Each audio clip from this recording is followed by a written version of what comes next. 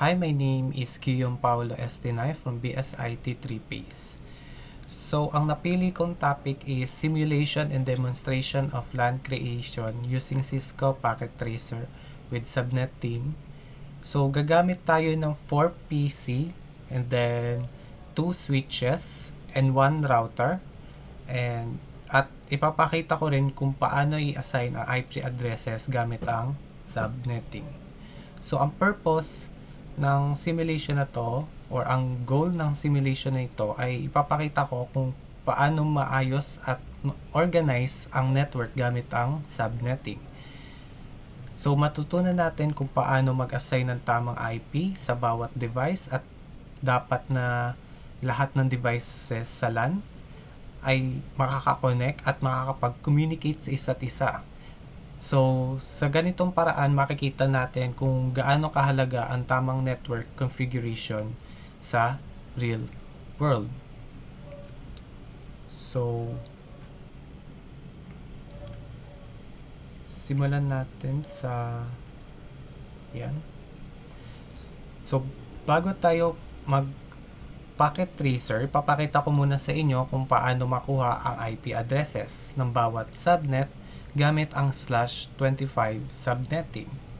So, ang given natin is ang network is 192.168.10.0 and then CIDR natin is equal to /25, which is subnet mask nun is 255.255.128.128.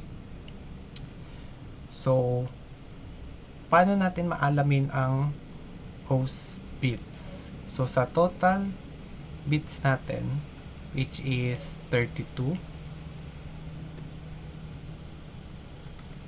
and then the network bits is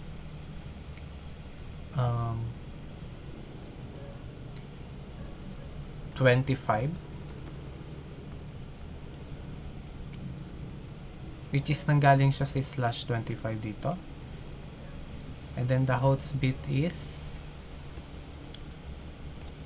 32, which is dito sa total bits, and then minus 25 equals to 7. So, host bits equals to host bits na pwede natin siyang gamitin para sa mga devices, which is 7 ang nakuha natin. And then, total IP natin is 2 raised to the power of n equals to 2 raised to the power of 7 equals to 128. And then, once na usable ID natin, usable IP is equals to 128 minus 2 equals to 126. So, bakit minus 2? Dahil if 1 IP lang sa network address, hindi siya makakapag-assign sa PC. And if 1 IP lang din para sa broadcast address, hindi rin siya makakapag-assign sa PC. So, here's the subnet 1, which is the network address. Isimulan natin sa network address, which is 192.168.10.0, which is ito. And then, first usable host, which is 192.168.10.1. I-increment lang natin ang network address, which is 1. And last usable host, which is 192.168.10.1.26, which is kinuha natin siya dito. And then sa broadcast is 192.168.10.1.27. In-increment lang natin siya ng isa. So, same lang din siya dito sa subnet 2, which is in-increment lang din natin yung 127 sa 128.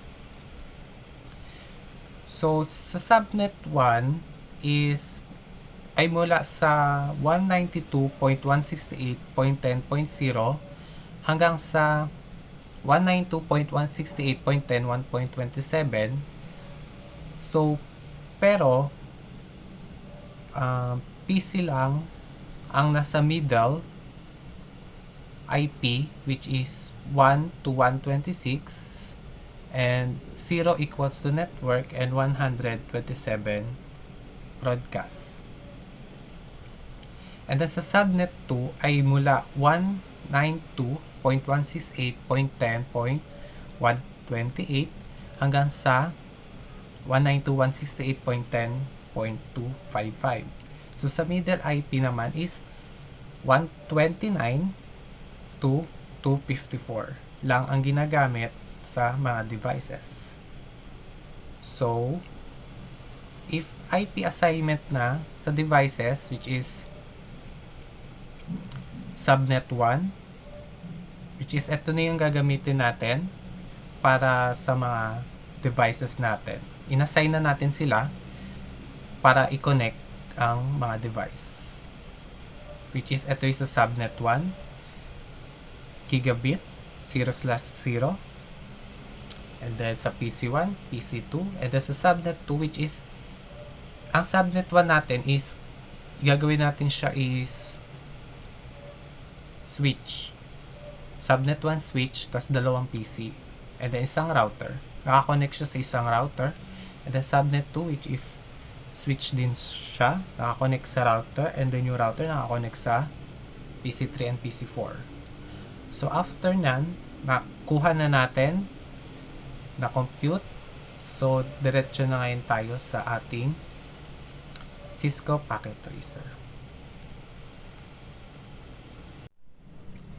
So dito, sisimulan na natin gumawa sa Cisco Packet Tracer. So una, mag-add tayo ng device, which is router. And then ang router is 1941. And then papangalan natin siya is router 0. And then after nyan is network devices. Yan. And then switches. Then 2960.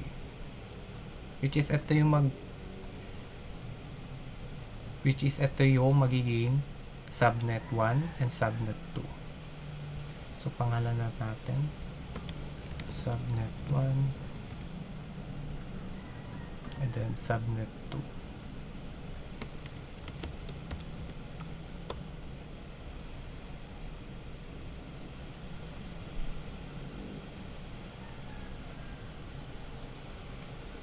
And ngayon, maglalagay ngayon tayo ng apat na PC. So, 1, 2, 3, 4. So, ipapangalan natin ito PC1. No. PC4.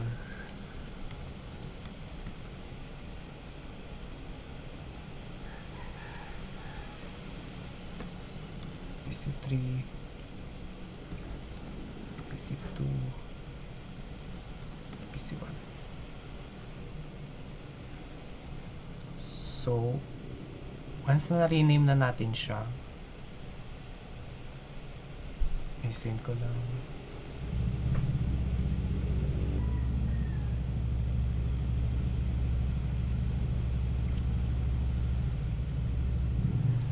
So, ngayon, i-connect natin to through copper straight cable. Copper straight through cable.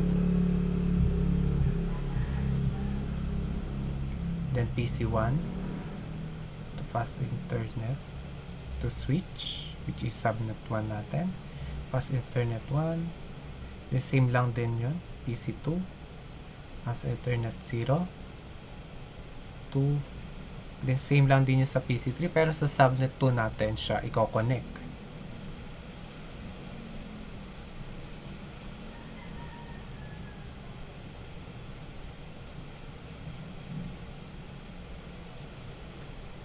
And then, after nyan, connect din natin ang switch. Fast Ethernet 0/3, and then gigabit internet 0. Same lang din. 3 and it's 0. Oops.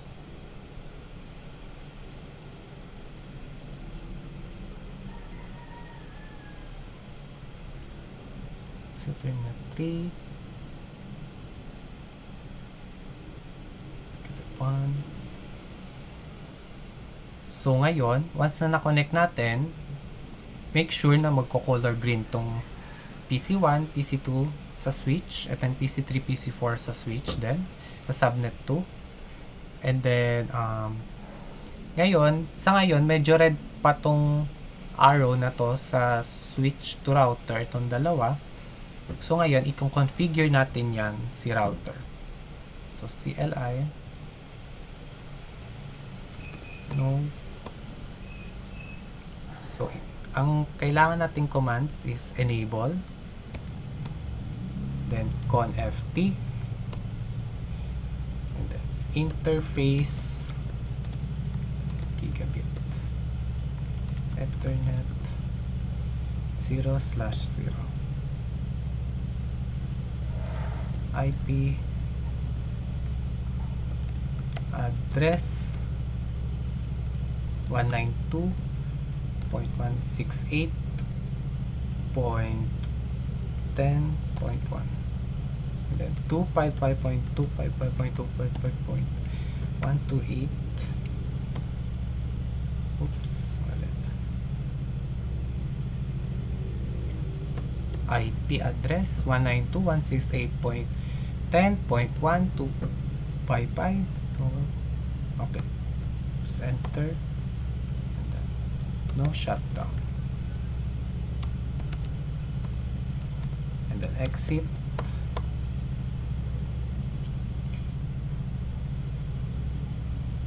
So isa pa, which is sa gigabit ethernet 0/1 naman tayo. Interface gigabit ethernet 0/1, and IP address 192.168.10.129, then 255.255.128. IP address 192.168.10.128. Then no shutdown, exit.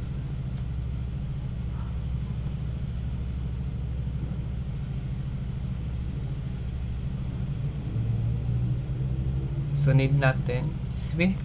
So nakita na natin, na-connect na natin. So tignan natin if naka-up dapat ang mga gigabit, yung gigabit ethernet 0/0 and gigabit 0/1. Dapat mga naka-up sila para masabing connected sila. So show, exit, show IP interface.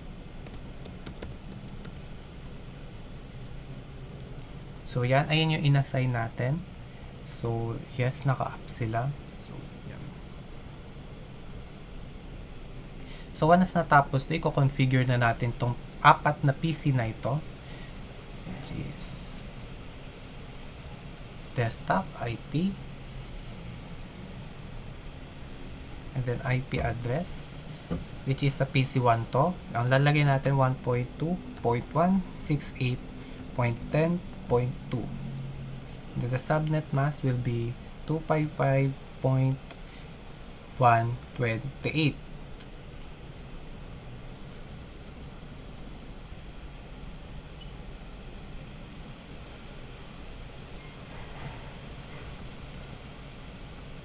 And then dito, sa default gateway is 192.168.10.1.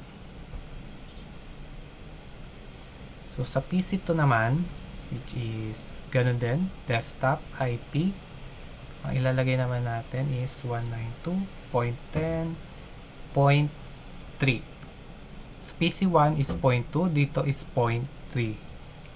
So, dapat hindi sila magka-same. So, 255.128, same lang to. And then, 192, and then, same lang din, 1. Same lang din sa PC1. Here you go. And then, sa PC3, ang ilalagay naman natin is, ganun din, pero may some changes sa nangyari sa IP, which is 192.10.130. And then, 128, same pa rin. And then, 10, which is 129. Then sa PC4, desktop, IP, 129, 192, and then 131. 255, 128, and then 129. 29. So, yan. Na-config na natin yung 4 na PC. So, possible connected na yan. But, i-make sure natin na connected sila. Switch 1, CLI. Enable. Oops.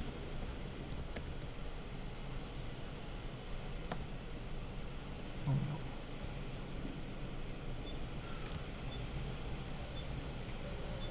Enable. Then show interface status. So, nakita natin yung fast Ethernet natin 123.0/10/2/3 which is status na i-connected, which mean connected sila. So, which is ayun yung which is successful ang pagko-connect natin, pag-config. So, yan. Same din dito. Tignan natin. Siyempre, titignan din natin ang switch 2 o yung subnet 2. Show status. So, yan. Nakakonect din. Successfully din.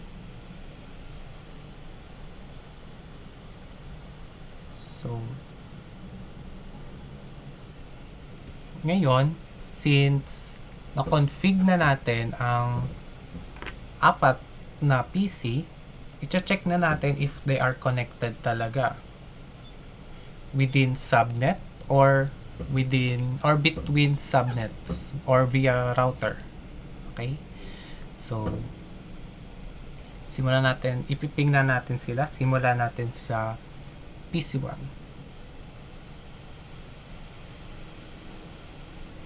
PC1, command prompt, ping. So, ipiping natin is si PC2, which is yung katabi niya. Ping 192.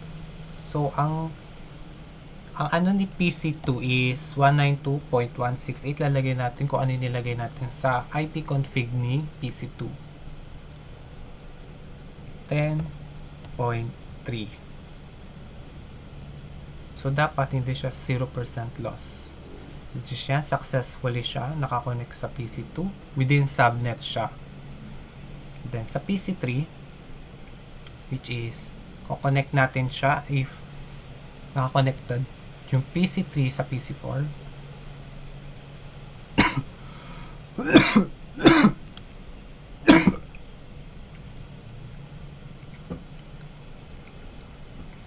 So, ping.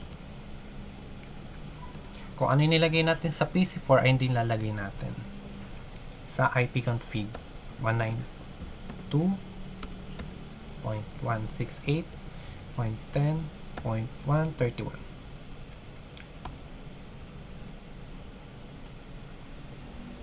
So yes, successfully din siya. Si PC3 naka-connected din or nag-communicate si PC3 kay PC4 and nag-communicate din si PC1 si PC2. So ngayon, itatry natin din si PC1 if nagko-communicate si PC1 kay PC3 through via router. Okay.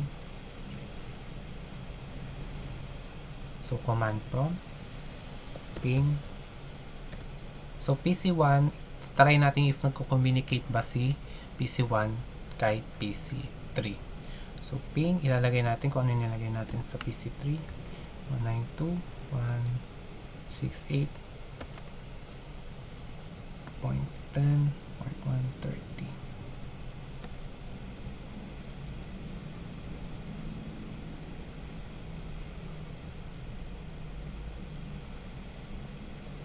So ngayon, lost lang siya. Once na tinry ulit natin. 0% loss na siya. So, successfully siya na connect kay PC3. Simula dito hanggang PC3. So, ngayon, sa PC2, itatry natin if nakikipag-communicate siya kay PC4. So, ping 192.168.10.131.